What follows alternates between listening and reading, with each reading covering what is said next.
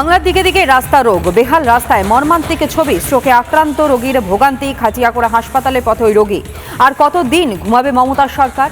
যে ছবিটা আপনাদের সামনে আমরা দেখাচ্ছি, একদিকে বেহাল রাস্তা এবং সেই রাস্তা দিয়ে অ্যাম্বুলেন্স পর্যন্ত ঢুকছে না, অবশেষে কাঁধে করে নিয়ে যাওয়া হচ্ছে মুমূর্ষু রোগীকে।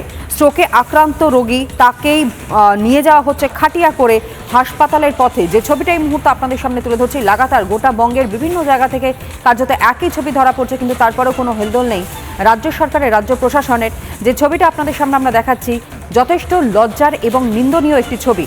স্ট্রোকে আক্রান্ত হয়েছেন রোগী এবং তাকেই খাটিয়া করে কাঁধে করে নিয়ে যাওয়া হচ্ছে হাসপাতালে, কারণ এই রাস্তা দিয়ে চলাচল করাই যাচ্ছে না, সেখানে গাড়ি কিভাবে ঢুকবে? কাঁচা পাকা রাস্তা এবং সেই রাস্তা ধরেই কিন্তু রোগীকে এই মুহূর্তে নিয়ে যাওয়া হচ্ছে, সেই ছবি আপনারা দেখতে পাচ্ছেন। এবং পরিবারের সদস্যরা তারাই নিয়ে যাচ্ছেন কাঁধে করে, খাটিয়ায় করে মুমূর্ষু এই রোগীকে হাসপাতালে ভর্তি করবার জন্য।